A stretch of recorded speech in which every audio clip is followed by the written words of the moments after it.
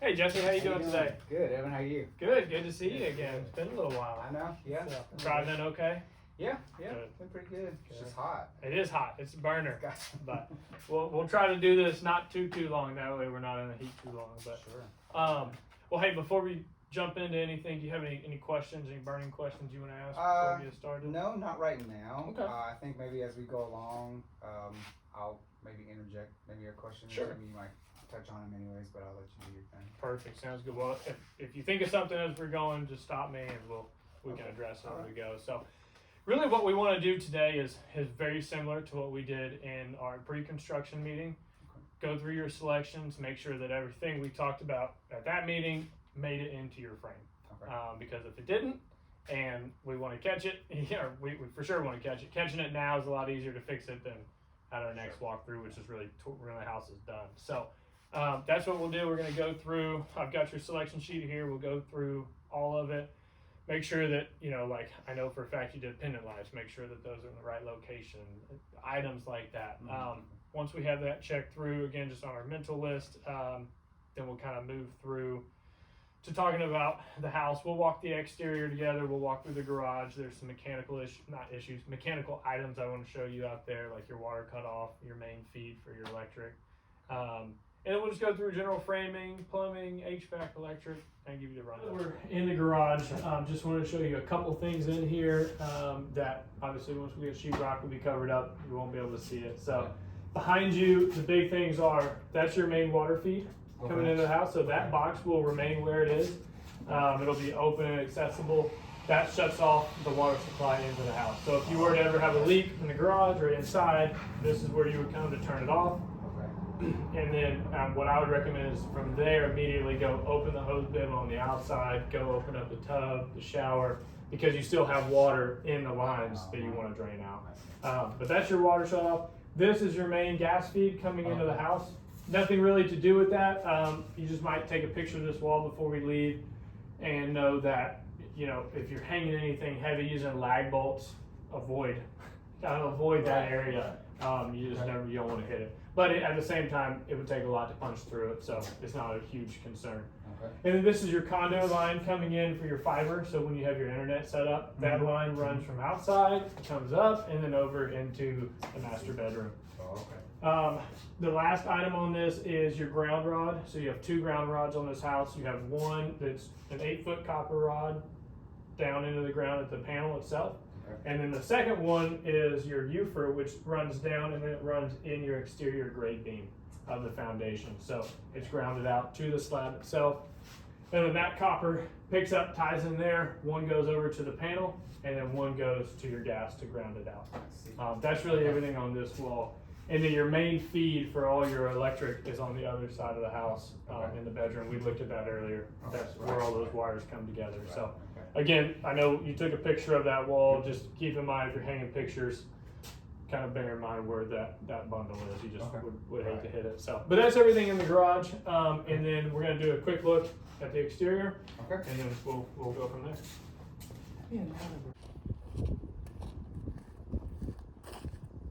All right. So this is the last side of the house. So.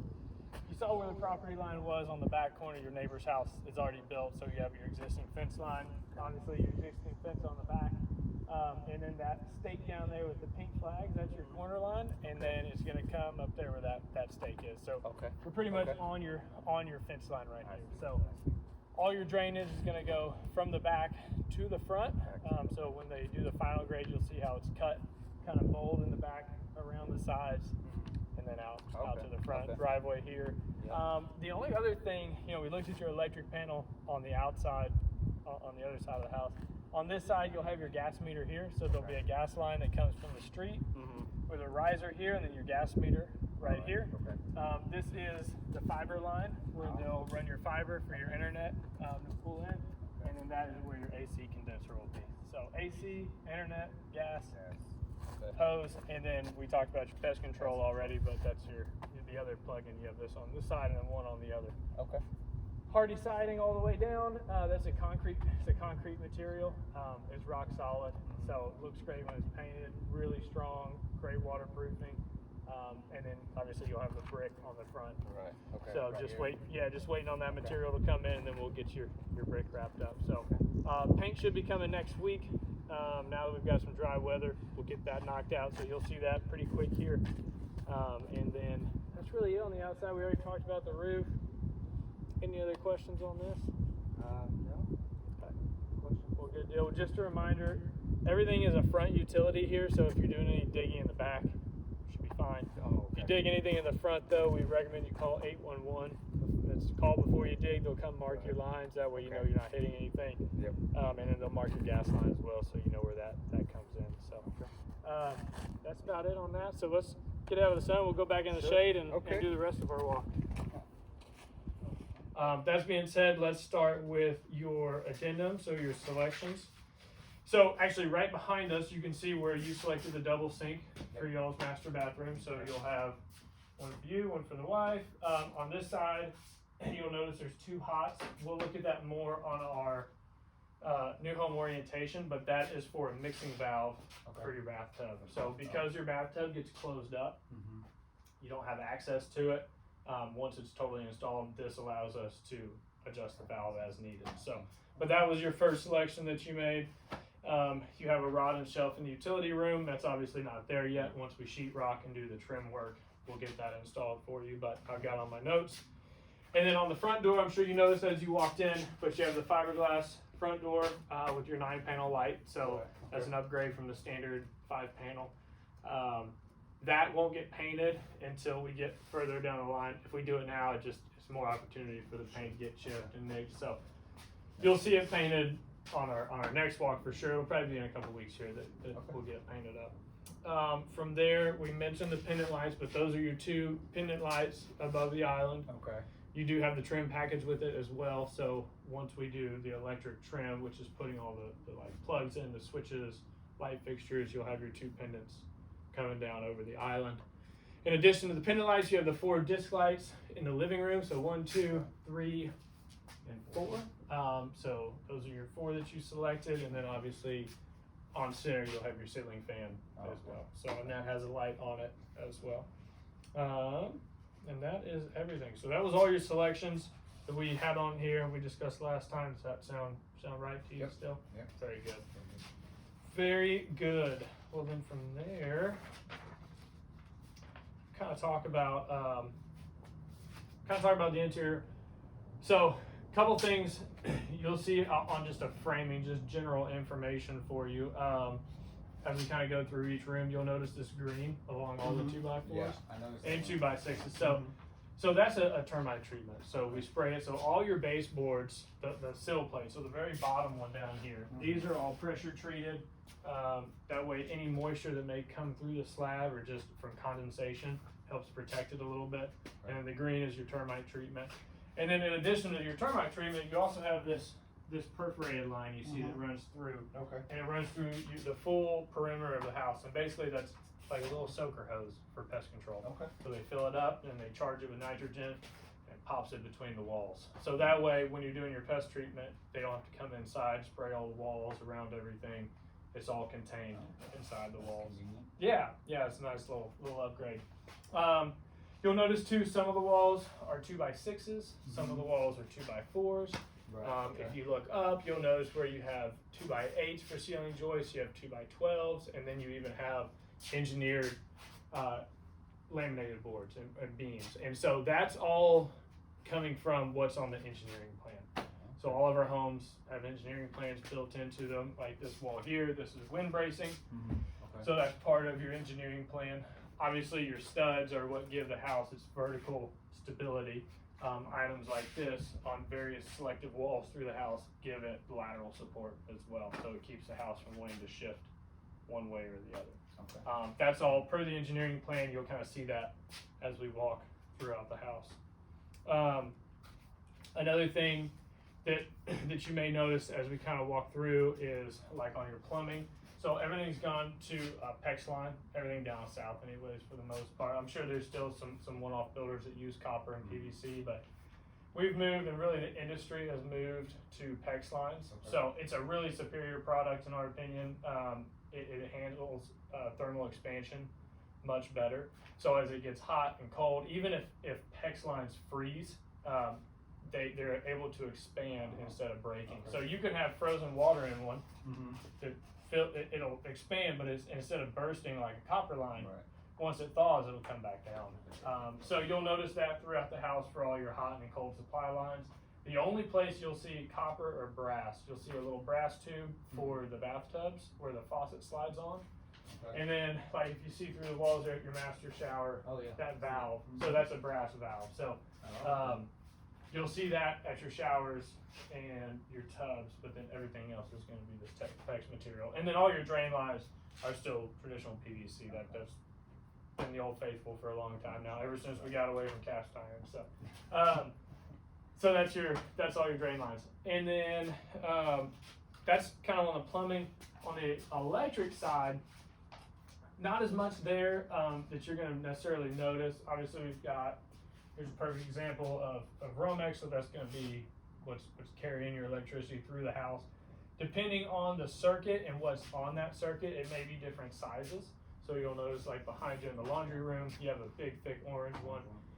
That's a 220 system, so it's supplying power to the dryer. So it's going to be a little bit bigger. It handles more energy, so it needs to handle the heat better. So everything though that we do electric is just per code.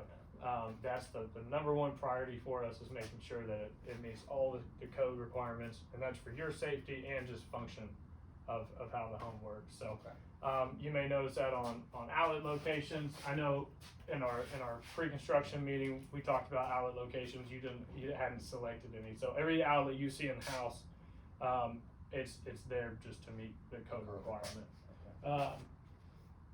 And then the last part of the mechanical is going to be your HVAC system. So if you look up, you have your ductworks here. So like this is a supply, that's a supply. You've got a return, not in this hallway, but between the two guest bedrooms. The way we do our filters is not like your traditional 1-inch filters that are throughout the house that you got to go monthly, you change them out. We have one filter. That's one big filter up in the attic. So when we do our new home orientation, we'll go into the attic and look at that. So your air handler is right above us here. That's where the magic happens. So that's where it takes all your air, turns it into cold and hot air for you. So that filter's up there. Like I said, when we do our next walkthrough, we'll take pictures of it for you so you have the measurements. We recommend that it's on a 3 to 6 month scale of when to replace it. Really, you know, you're one of the last houses in this section, so there won't be a lot of construction dust around you once this home is done. So that definitely helps the life of your filter. But then the other factor is just what temperature you keep your house on. If you keep it really cold and it's moving a lot of air all the time, I would definitely keep it on a 3-month schedule.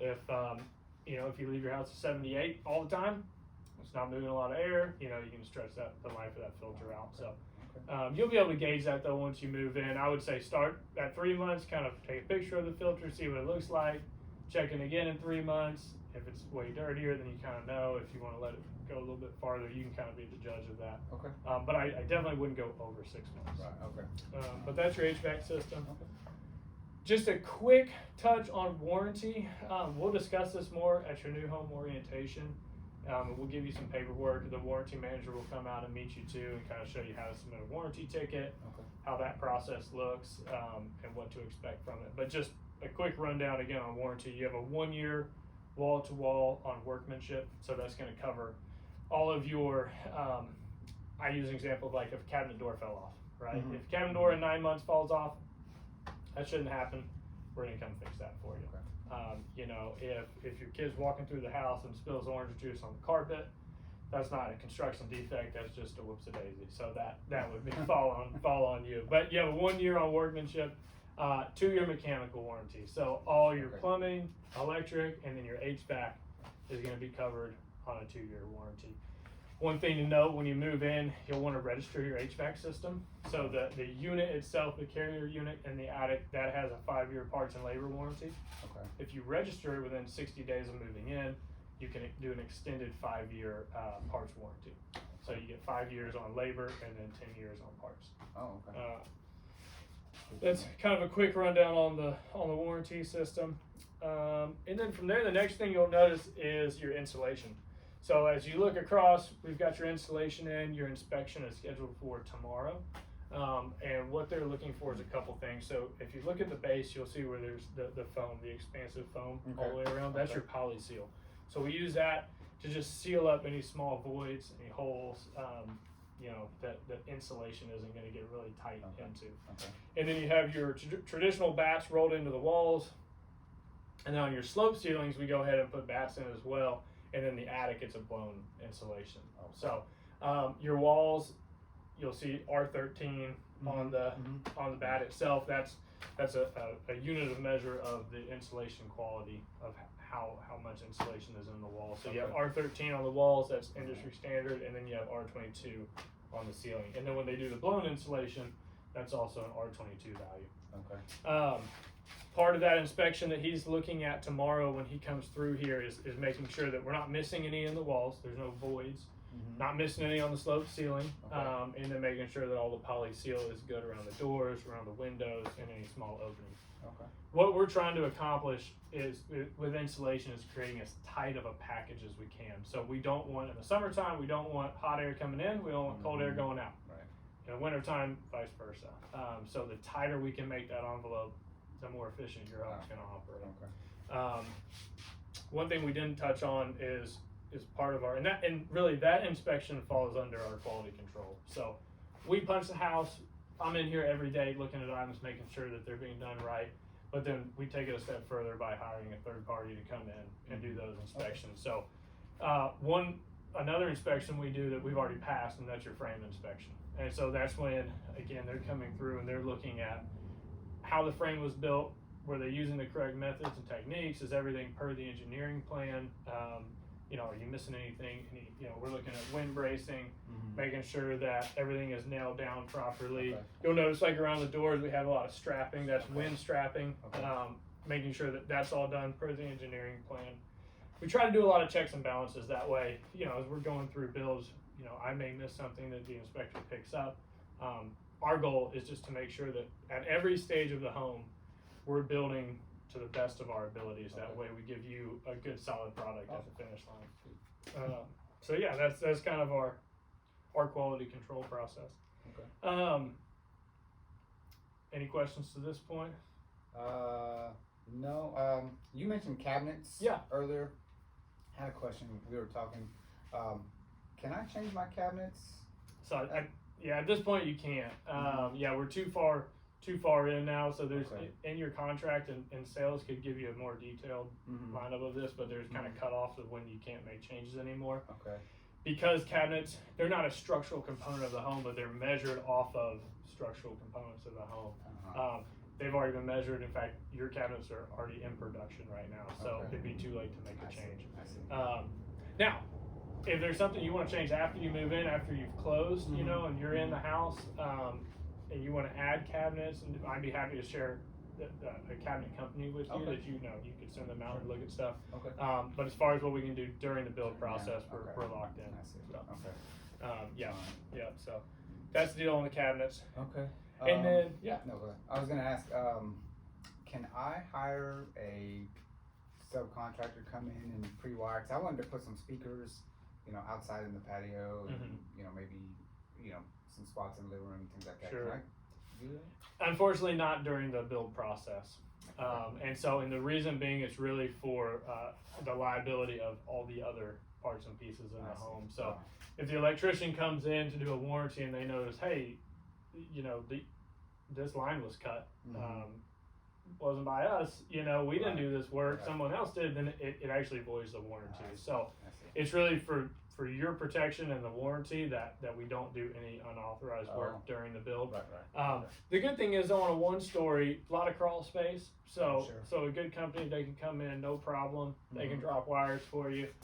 They can drill through the top plate, get your speaker right where you want without, on a 2-story, it's a little trickier, but on a 1-story, it really won't be too much more work. But unfortunately, I gotta tell you no on that, just for your warranty's sake. I'd hate for you to lose your warranty. No, I appreciate you being honest. For sure. Definitely. So really what's coming up next is after we do our installation inspection, and provided it passes tomorrow, then we're moving to drywall. So we'll hang your drywall. I will say, it's a pretty messy stage of the build. So, Okay. you know, if you're bringing your family by, you know, on the weekend, which we'd love for y'all to come by and see the house. But if, I would say for the next 10 days at least, once we're hanging drywall, kind of give them some space. Okay. It's just, All right. it's a lot of stuff going on, and it's not the safest environment. Okay. We do everything we can to make it safe. You know, you notice we got our hard hats on. We do our best to make sure that our guys are operating safely. We want everyone to go home at the end of the day. Sure. But there are just inherent parts of construction that have dangers to them, and so we would ask while we're hanging drywall that you kind of let them do their deal, and then once we're done, then by all means come check it out. So, Okay. but that's about a 10-day to 2-week process for the drywall, and then once that's done, they've sprayed texture on the wall. Okay. Then we'll start moving into your trim out stage. So we'll do your trim itself, we'll paint, we'll install your cabinets, and then you'll see countertops, and then you'll see your plumbing trim, all the electric on the walls, your HVAC vents. Everything starts kind of falling into place, and it really goes from looking like a job site to looking like a house. So that's what's coming up for us. As far as like your closing date, we don't, you know, I know I told you this at our first meeting, but we don't guarantee any closing dates. And the main reason being, you know, just there's things that happen that are outside of our control. And so we don't want to say, oh, 100% you're going to close on this day and then the house not be ready and make you close. That's never our goal. So, but we do our very best to give you a really good date. That way you can, because you have a lot of parts on your side that you got to line up. So once we get texture done and get your cabinets installed, then we'll go ahead and get your closing date set up. Okay. So again, it's subject to change if something happened, but we really do everything in our power to make that date. And so once we get cabinets done, that'll be in about 3-4 weeks if everything goes smoothly. Okay. And then you can expect to get some dates from us on our, and really that's gonna be, you'll get 3 dates. You'll get our NHO date, our new home orientation, our acceptance walk, and then your closing date. And so what that process looks like for us is your new home orientation, that's our 3rd meeting. And the goal of that meeting is to learn about the functions of your home. And so it's really important for me as a builder that you as a buyer and a homeowner know, you know, where your water cutoffs are, where your gas cutoffs are, your electric system, your HVAC system. You know, if something goes wrong at 2 in the morning on a weekend, you need to be able to know how to address it. And so that's really the purpose of that walk, is go through, we'll talk about, you know, what products do you use to clean the floors, the countertops, the cabinets. It's about a 2-hour meeting. We cover a lot of information. As we do that, we'll also go room by room, and if we see any cosmetic items that need to still be addressed, whether that's, you know, a damaged piece of trim or some paint that needs to be touched up, we'll make note of that, and then we'll get those resolved for you. So you know, the goal of the house at that point is that the house is really done, it's ready to go, but bearing in mind that we're just, you can always find cosmetic items in a home. So that being said, we do that walk about 12 days before your closing. And then so we'll do your new home orientation, and then 10 days later we'll do your acceptance walk. And so that walk is much faster, it's a little more laid back, not nearly as much information will be piled on. We're just going through the house, making sure that everything we noted from our corrections list is done, and then making sure you're happy with the home. You know, so we'll go through every room again, make sure it's good. We'll go over a little bit more paperwork. We'll sign some paperwork, and then you're off to the races. So then there's just a 48-hour window to close. And the main reason we do that window is, so let's say we're doing our walkthrough, our acceptance walkthrough, and you know, we notice a little spot of paint that we all missed on the first one. Well, we're going to get it taken care of for you. It just gives me a little window to get it resolved instead of you going to closing hoping that I get it handled in the next hour and a half. So gives you, you know, gives you a peace of mind and gives me a little breathing room to resolve any issues if there are any. So so that's kind of the rest of the time frame for us. One thing we ask too, and I don't want to sound like a used car salesman, but you do get a survey after closing. I know we talked about it at our pre-con meeting, but it's important to us because it really gives us a metric of how we're doing as a company. So it'll ask about your experience with all the departments, whether it's finance, sales, new construction, warranty. You'll get one for warranty at 6 months after closing. It's rated on a scale of 1 to 10. So 10 is not perfection. 10 means we did our job. So if you're satisfied with me as a builder, you know, with Casey in sales, we'd really appreciate your feedback. And if there's something that you don't feel we can give you a 10 on, we'd really love to know and know how we can resolve that for you. So just something to keep in mind. We'll let you know when it sends out. It's 30 days. If you close on it's 30 days after the end of the month. So if you close July 15th, you would get it September 1st. So, but we'll let you know. It comes via phone call and email, and we'll kind of give you a heads up so you know that it's coming. That's really it on the inside. I know, like I said, we've walked the outside. We looked at the garage, went through the rooms. Was there any other questions you had for us? No, I think you were very thorough. All right, well, that's our goal. So we want you to feel like, you kind of got a peek behind the curtains of what we do. And, should be looking like a totally different house in a couple weeks. So, well, good deal. Well, Jesse, as always, it's been a pleasure. Thank you, Evan. And if you think of anything between now and our next walk, just feel free to reach out. We'll continue giving you the updates, weekly, but we're here for you. So awesome. Have a good rest of your day. Have a good Appreciate weekend, it. and Thank we'll you. see you You later. too. All right.